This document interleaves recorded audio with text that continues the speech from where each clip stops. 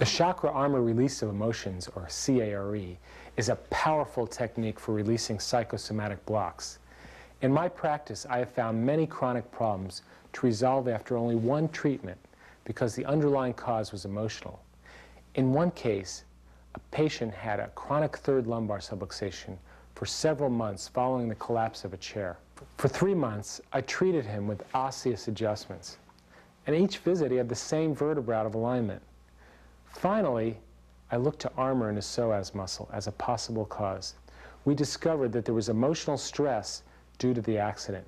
Using the CARE technique, I cleared out the armor in the psoas muscle and again adjusted the vertebra. Over the next 2 visits, the vertebrae held in place, and I discharged the patient. In another case, a patient came to me with a visibly enlarged thyroid gland, exhibiting both hypo and hyperthyroid symptoms. In fact, she was ready to resort to surgery or radiation treatment to decrease the size of the gland. I checked for armor and chakra imbalances and found both. After clearing them out, her symptoms improved. A month later, she returned to her medical doctor. The swelling was gone, and her blood tests were normal. He said she no longer needed surgery. She was very happy. The treatment consists of first testing to see whether the cause of the symptoms is physical or emotional. If it's physical, traditional adjustments are used. If it's emotional, we first uncover what the underlying cause is, and then we see if it's a chakra, armor, or polarity imbalance. These are then corrected, which in turn alleviates the symptoms. How does the technique work?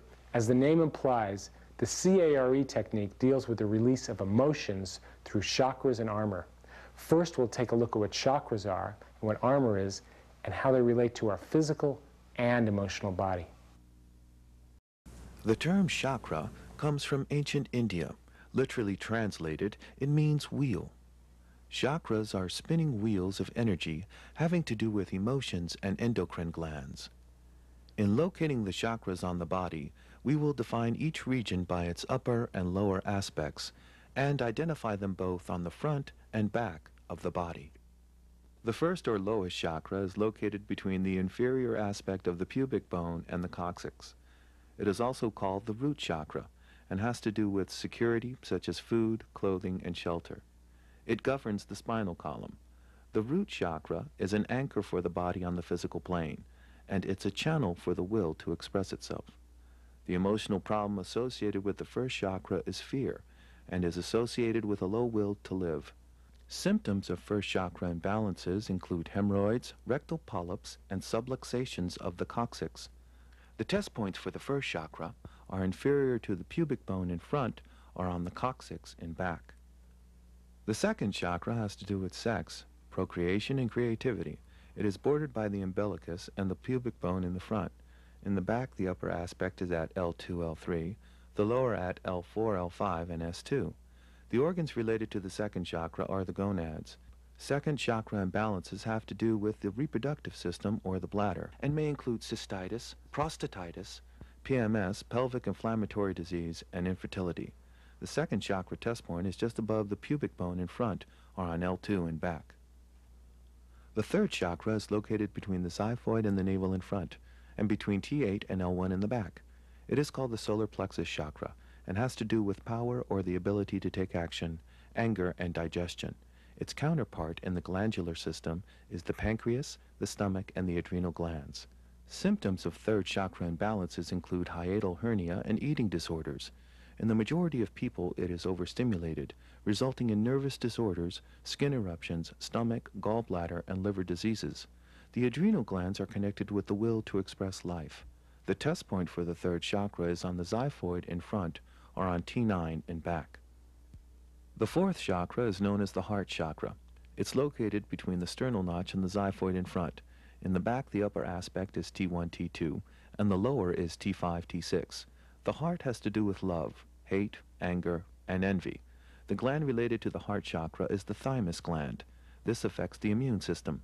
Symptoms of fourth chakra imbalance include such diseases as lupus, rheumatoid arthritis, ulcerative colitis, and myasthenia gravis. The heart chakra can be related to all diseases of the heart, the circulatory system, and the blood. The test points for the fourth chakra are at the sternal notch in front and at T1 or T6 on the back. The fifth chakra, or throat chakra, is between the sternal notch and the chin in the front and between C7 and the occiput in the back. The upper aspect is the occiput to C2 and the lower is between C5 and C7.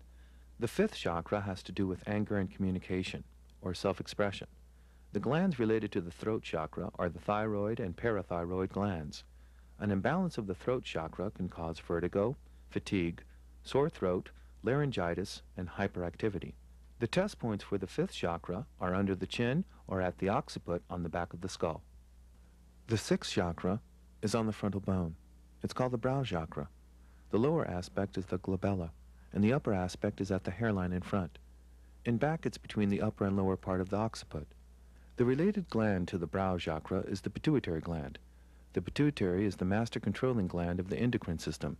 It's a center for consciousness, integrated personality, idealism, imagination, desire, thinking, and worried thoughts. People who are attractive, who excel in business, and have an enthusiastic capacity for leadership have very developed six chakras. Overstimulation of the sixth chakra can produce serious diseases of the brain, eyes, nose, ears, and nervous system. Symptoms include sinus congestion, hay fever, gigantism, and acromegaly. In a case where the pituitary gland is overactive, it is important to see if the cause lies in another chakra which is underactive. The test point for the sixth chakra are at the glabella in front and just superior to the occiput in back. The seventh chakra is the crown chakra.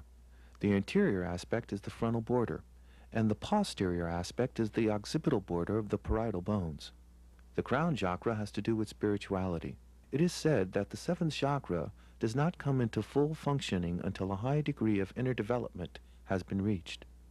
The gland related to the seventh chakra is the pineal gland, which the ancient Greeks believed to be the seat of the soul. The pineal contains fastigial retinal tissue and is considered by modern physiologists to have the possible function of a third photoreceptor, the third eye. The crown chakra governs the upper brain and the right eye. Symptoms have to do with hypertension, brain disease, nervous disorders, and various other problems. The seventh chakra is also known as the throne of consciousness.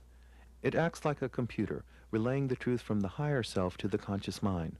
Someone with a fully developed crown chakra will exhibit an aura of light, and the individual evolves from the human kingdom to the spiritual kingdom. The test point for seventh chakra imbalance is at the frontal border of the parietal bones in front and at the occipital border of the parietal in back. The concept of armor was developed by Wilhelm Reich. Reich attended the University of Vienna in the early part of the 20th century, where he had the opportunity to associate with such giants as Sigmund Freud. One of his primary contributions to the field of psychology is his recognition that mental and emotional conflicts are in fact rooted in the body. All modern psychotherapies that work with the body can be traced back to him. Reich's concept of armor is that of a muscle spasm due to an unexpressed emotion. All emotional conflicts and blockages reside in the muscles of the body, forming what he called body armor. Body armor serves the function of encasing the body in a protective muscular shell.